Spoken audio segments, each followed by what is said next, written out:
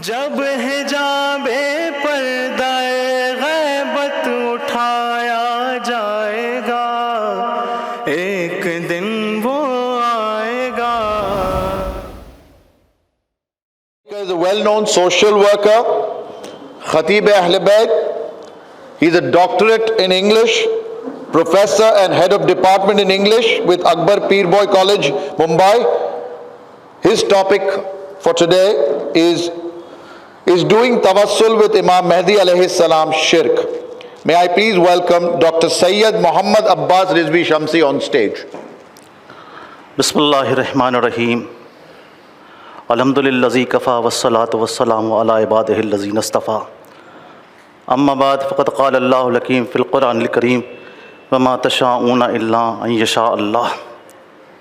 سلام جو گلشن اسلام کا ایک پھول ہے، اس کی خوشبو کے ساتھ آپ کی اجازت سے آپ کی سماعت میں حاضر ہوں۔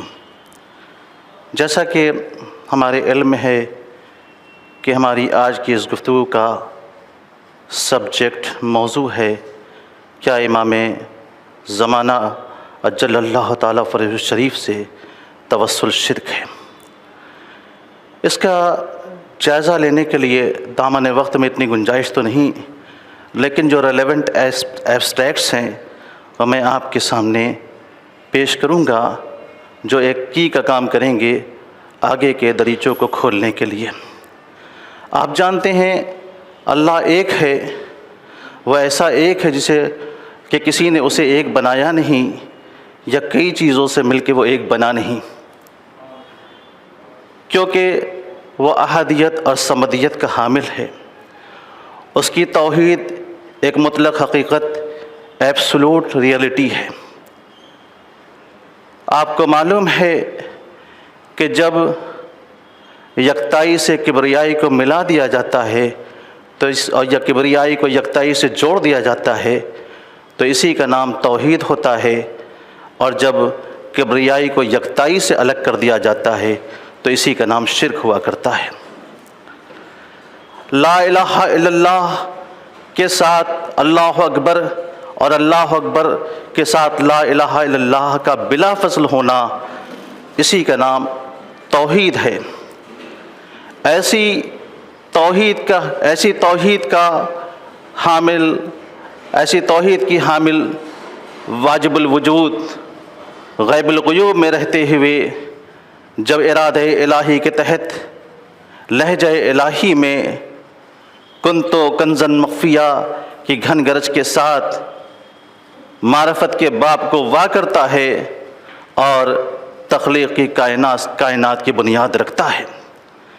پھر ہم دنیا کے سینریوں پر یہ دیکھتے ہیں کہ ایک نور الہی ہے جو ممکن الوجود بن کر پورے جہان تخلیق کو، اپنے خلق کو اپنے احاطے میں لے رہا ہے۔ آپ دیکھیں آدم علیہ السلام کی پیدائش ہو گئی، ملائکہ ان کے پاس موجود ہیں مگر پشت کی طرف ہیں۔ آدم نے اللہ سے کہا، میرے مالک ان سے کہہ دے کہ میرے سامنے آئیں، کیونکہ ہم بشر بھی ہیں اور انسان بھی ہیں۔ انسان وہ ہوتا ہے جو بغیر انسیت کے جی نہیں سکتا، بشر وہ ہوتا ہے جو بغیر خوشی کے رہ نہیں سکتا۔ تو اللہ نے آدم سے کہا کہ یہ مسجود ملائکہ ہیں، انہوں نے آپ کو سجدہ کیا ہے، آپ خود انہیں حکم صادر کریں، یہ سامنے آ جائیں گے۔ صفی اللہ نے کہا، تم سب میرے سامنے آؤ، پشت کی طرف کیوں کھڑے ہو؟ تو کہا صفی اللہ میں ہم آ جاتے، مگر کیا کروں، اللہ نے آپ کی پشت میں ایک نور کو رکھا ہے، جدھر جدھر وہ نور رہے گا ادھر ادھر ہم رہیں گے۔ تو آدم نے پھر اللہ سے کہا، میرے مالک جب وہ نور اتنا محترم ہے تو اسے میری پشت میں نہیں بلکہ اس کو میری پیشانی میں ہونا چاہیے۔ وہ نور پشت سے اٹھ کر کے پیشانی میں آ گیا، ملائکہ سامنے آ گئے۔ آدم علیہ السلام نے کہا، میرے مالک وہ نور جب اتنا محترم ہے جو پیشانی میں آ گیا تو ساری دنیا ہماری پیشانی میں اس کی زیارت کرے اور ہم خود اس کی تجلیات سے محروم رہ جائیں، تو میرے مالک اسے میرے ہاتھ میں بھیج دے تاکہ ہم زیارت کریں بھی اور زیارت کرائیں بھی۔ जैसे ही वो नूर हाथों में उतरा 5 उंगलियों में मुनक़सिम हो गया, 14 पोरों में बट गया, पंजतन बना, चहारदा मासूमीन बना। ये एक पूरा सिलसिला है अज़ीज़ों जो आप देखें और चलता रहा। अब यहाँ तक आने के बाद जो हम जानना चाहते हैं वो क्या है, वो ये है कि इंसान को जब भी कोई चीज़ मिलती है तो उसके 3 ही रास्ते हैं। या तो कोई शख्सियत, कोई अथॉरिटी उसको वो चीज़ डेलीगेट कर दे, जिसे तफवीज़ कहा जाता है, तफवीज़ कर दे।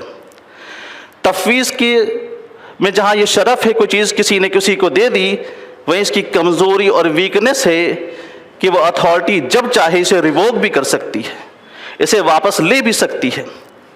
दूसरी चीज़ होती जज़ा। अपनी मेहनत की बिना पर या किसी के करम के बिना पर जब इंसान को कुछ मिल जाए तो इसे जज़ा कहते हैं। जज़ा में जहाँ इंसान पाता है शरफ़ है, वहीं इसकी वीकनेस ये है, कमज़ोरी ये है कि कोई भी इससे छीन के ये चीज़ ले जा सकता है। समझे आप हैं? 100 रुपये एक मजदूर ने कमाया, लेके जा रहा है, रास्ते में कोई रॉबर मिल गया, कोई डकैत मिल गया, उसने छीन लिया, उससे चली गई, उसके पास से जज़ा थी।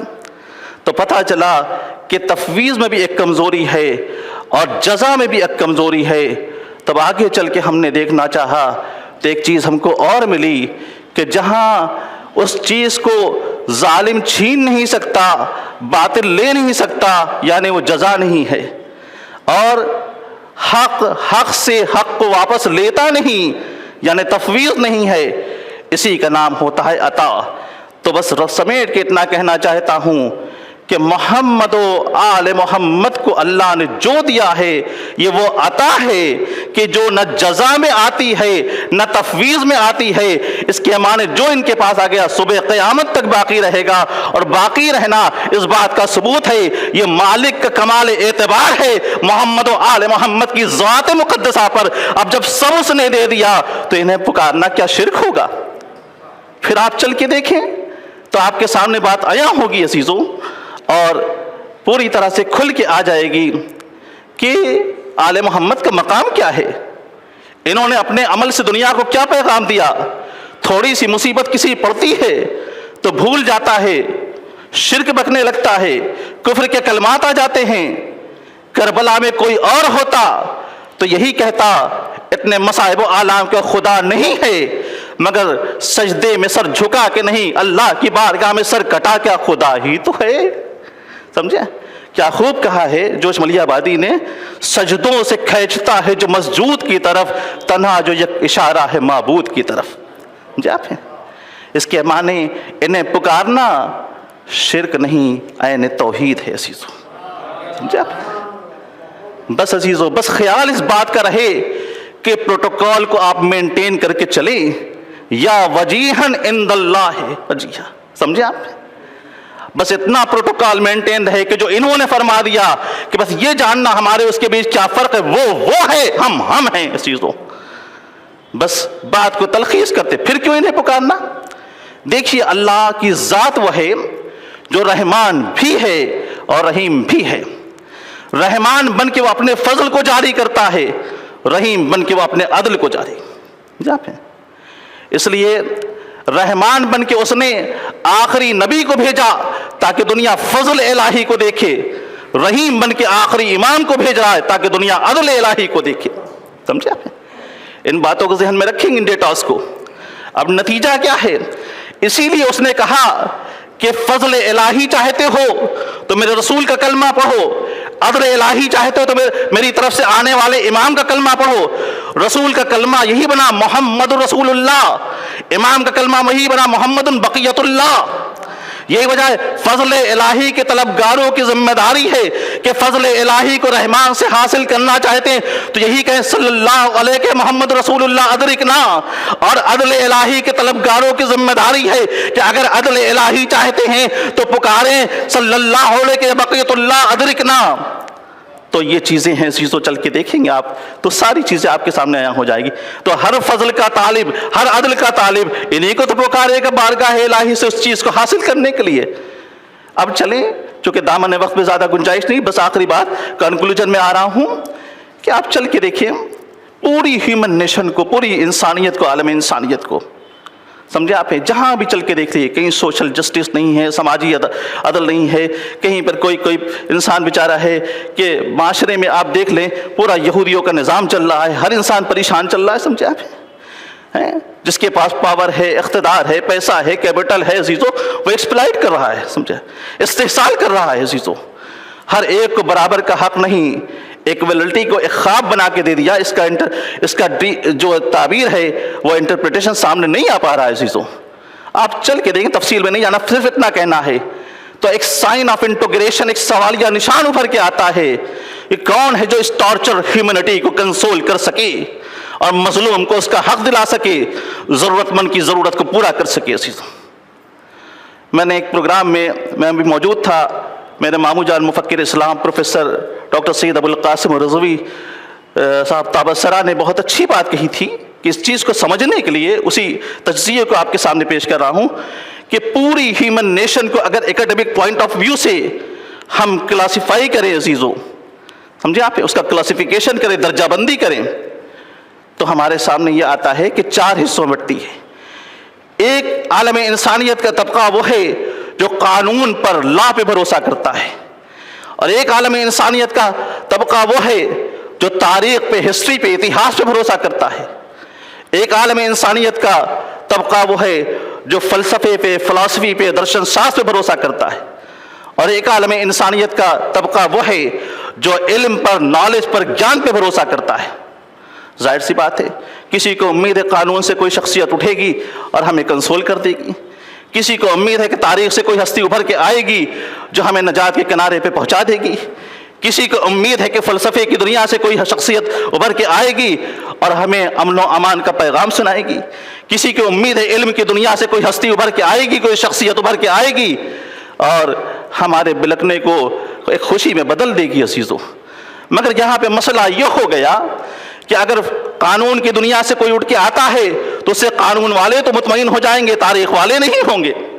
تاریخ کی دنیا سے کوئی اٹھ کے آتا ہے تو اس سے تاریخ والے تو مطمئن ہو جائیں گے مگر فلسفے والے نہیں ہوں گے۔ فلسفے کی دنیا سے کوئی اٹھ کے آتا ہے تو اس سے فلسفے والے تو مطمئن ہو جائیں گے مگر علم والے نہیں ہو جائیں گے۔ تو ضرورت ہے، یہ یونیورسل ریکوائرمنٹ ہے، کوئی ایک ہی ہستی اٹھے جس سب کے سب مطمئن ہو جائے، فلسفے والے بھی مطمئن ہو سکے، تاریخ والے بھی مطمئن ہو سکے، علم والے بھی مطمئن ہو سکے اور قانون والے بھی مطمئن ہو سکے۔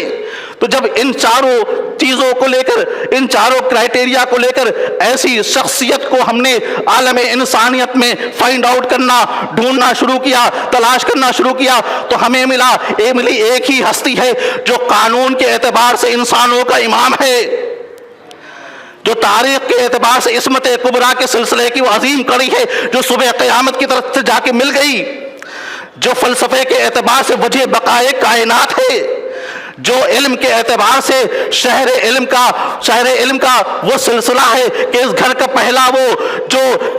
پہلا شہر علم وہ جو مولود کعبہ اور آخری وہ جو موعود کعبہ، پہلے امام کے ولادت کعبے میں، آخری امام کا ظہور کعبے سے، جب ایسی ہستی ابھر کے آتی ہے تب دنیا میں جتنے بھی پورے ہیومن نیشن میں، پورے عالم انسانیت میں جتنے بھی طبقات ہیں متحد ہو کر کے وہ حصوں میں نہیں بٹتے، انسان بن کر اسے پکارتے ہیں اور مطمئن ہو جاتے ہیں۔ تو عالم امام مہدی کا عقیدہ یہ شیعوں کی ایجاد نہیں ہے، یہ مسلمانوں کا عقیدہ نہیں ہے، یہ اسلام کا فلسفہ نہیں، عالم انسانیت کی وہ ضرورت ہے کہ دنیا الاجل یا امام کہے تاکہ ظلم و بربریت سے ادھر کر سکون و آشتی کے اس میں آ سکے۔ تو آپ جانتے ہیں دنیا کا منظرنامہ یہ ہے کہ عدالتوں میں فیصلے ہو رہے، انصاف نہیں، جانتے ہیں، آپ جانتے ہیں اچھی طرح سے، دنیا انتظار میں عدل و انصاف کے، انصاف انتظار میں امام کے۔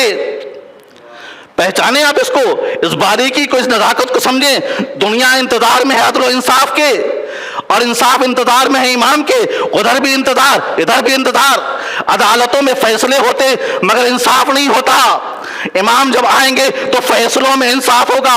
اس لیے امام کو پکارنا، امام سے استغاثہ کرنا، ان سے توسل کرنا، آپ جانتے ہیں یہ عالم انسانیت کا ایک یونیورسل ریکوائرمنٹ ہے، ایک آفاقی ضرورت ہے.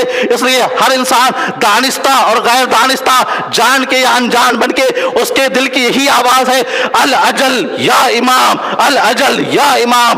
جو شرک نہیں عین توحید ہے. وآخر دعوانا الحمدللہ. مولانا صاحب thank you very much, thank you. ہماری طرف سے چھوٹا سا تحفہ. صدق اللہ العلی